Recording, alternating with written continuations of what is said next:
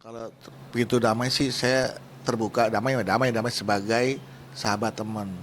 Nah, saya hanya ingin terus dan ingin ya pintu damai terbuka bukan berarti kita kembali ya.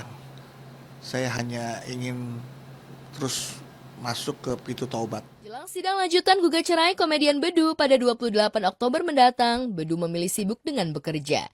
Maklum, meski proses cerai berjalan, Bedu tetaplah jadi ayah untuk anak-anaknya yang masih perlu ia penuhi tanggung jawabnya. Namun yang menarik dari pengakuan komedian 46 tahun ini adalah ia masih harus melunasi cicilan sejumlah barang yang telah ia serahkan kepada Irma Kartika, istrinya. Tapi sebenarnya ya walaupun mobil sudah saya kasih ke istri, rumah saya sudah kasih ke istri kan, itu kan semua masih cicilan. Saya masih nanggung cicilan itu, ya masih 4 tahun lagi, makanya saya kasih ke istri. Kalau dulu saya ambil, nggak seperti itu, Pak, bercanda. Jadi artinya memang itu kan semua udah atas nama istri ya kan, ya memang udah miliknya istri. Dan saya tetap menanggung itu sampai selesai. Nah makanya kadang-kadang sesekali kalau saya lagi butuh banget, ya komunikasi yang baik gitu kan, boleh nggak pinjam mobilnya gitu kan, buat jalan sama anak-anak kayak kemarin jalan sama Maila sama Abra sama Devan pakai mobilnya, dia mah nggak ikut gitu, ya boleh.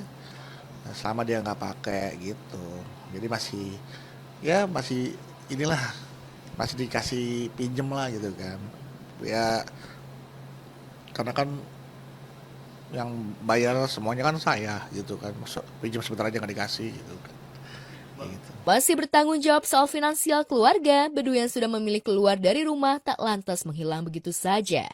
Ia masih mengupayakan kehadirannya untuk ketiga anaknya. Gak heran kalau di sela kesibukannya, ia kerap berjanji pada si bungsu untuk pulang ke rumah setelah syuting. Bedu sadar perpisahannya dengan Irma pasti menggoreskan kecewa untuk anak-anaknya. Tapi lantaran ia melihat ini pilihan terbaik, maka Bedu pun mengupayakan perhatian terbaik sebagai ayah untuk anak-anaknya. Jadi maksudnya saya mah di mana, dia di mana gitu kan. Tapi sesekali saya kan harus ketemu anak biar seolah-olah tuh, apalagi ya buat yang Maela nih, supaya seolah-olah tuh saya masih ada di situ, itu doang sebenarnya. Ketika saya pulang ke rumah itu kan anak saya ingin, ayah, ayah syutingnya jangan lama, ayah pasti syutingnya lama, ya kan. Maela nanti maunya ayah Maela bangun, tiba-tiba ayah ada di sebelah Maela ya gitu. Nah itu kan berarti saya harus ada di situ gitu untuk mewujudkan itu. Nah makanya kalaupun saya pulang ke situ saya jaga-jaga banget gitu kan. Saya tidur di kamar anak saya gitu kan. Kalau karena saya pagi-pagi harus ada di situ di kamar anak saya, di samping tempat tidur anak saya yang paling kecil gitu kan. Makanya untung kan kamar istri mah di bawah, saya mah di atas gitu. Saya benar-benar jaga banget gitu kan. Ya saksinya pembantu-pembantu saya lah. Bagaimana ketika saya pulang ke rumah untuk nemuin anak saya yang paling kecil, itu saya harus benar-benar jaga jarak banget gitu loh sama mantan saya gitu. Terlihat baik-baik saja dan santai menghadapi proses cerainya, Bedu sebenarnya banjir dukungan untuk rujuk dengan Irma. Terlebih rumah tangga keduanya selama ini memang adem ayem tanpa drama-drama layaknya rumah tangga selebriti pada umumnya. Mungkinkah Bedu berubah pikiran dan tergerak hatinya untuk kembali jadi suami Irma Kartika? Mengapa pula ia telah memastikan tidak akan hadir dalam sidang lanjutan mendatang? Iya, saya masih masya Allah masih astagfirullah, maksudnya bukan bukan bukan sombong ya, bukan masalah astagfirullah, masya Allah maksudnya ya Allah, maaf kalau ada sedikit kesombongan, nggak ada, mudah-mudahan tidak ada. Cuman gara-gara ditanya nih, jadi saya harus jawab.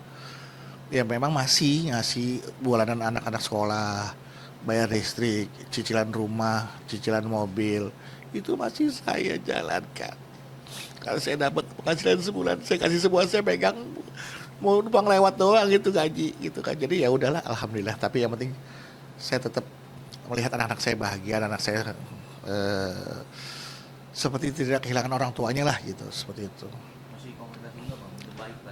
Masih, anak-anak saya kan suka modif-modif motor tuh ya. Terus saya lihat, ayah lihat nih, aku udah ganti pelek, ayah lihat nih aku udah. Ya aku berusaha untuk jadi teman. Terus anak saya yang itu, ayah aku mau kejuaraan silat nih ayah, aku latihan terus gini-gini. Jadi aku latihan sama ayah ya. Jadi saya tuh bener-bener memang bener-bener harus hadir buat anak-anak saya gitu kan. Jadi kalau saya ke rumah tuh udah bener-bener untuk anak-anak saya, bukan untuk mantan saya, bener-bener untuk anak saya gitu.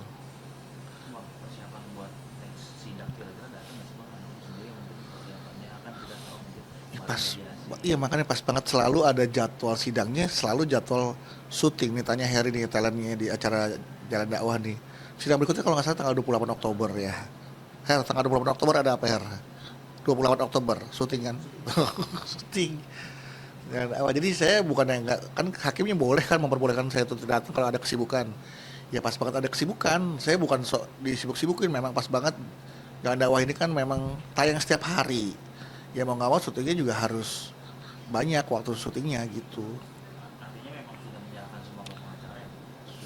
Sudah saya pengacara dan saya ingin proses ini berjalan dengan baik, berjalan dengan damai, tidak ada yang terluka, tidak ada yang tersakiti karena kita sama-sama sepakat dari awal kan ya untuk selesai dengan baik gitu. Makanya semuanya ya saya pribadi mohon doanya pemirsa ya, semoga ini proses ini dipermudah dan perlancar untuk kebaikan kita masing-masing gitu. Iya. Hmm. Hmm.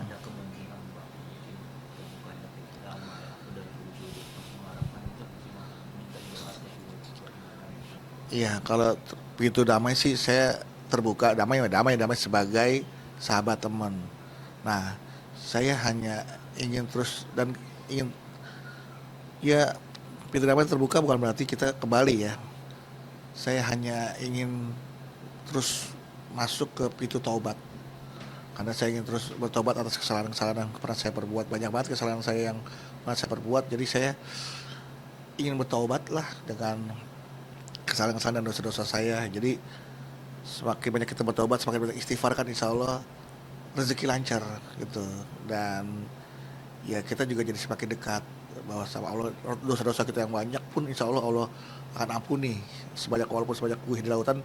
Makanya Allah tuh suka sama orang-orang yang bertaubat.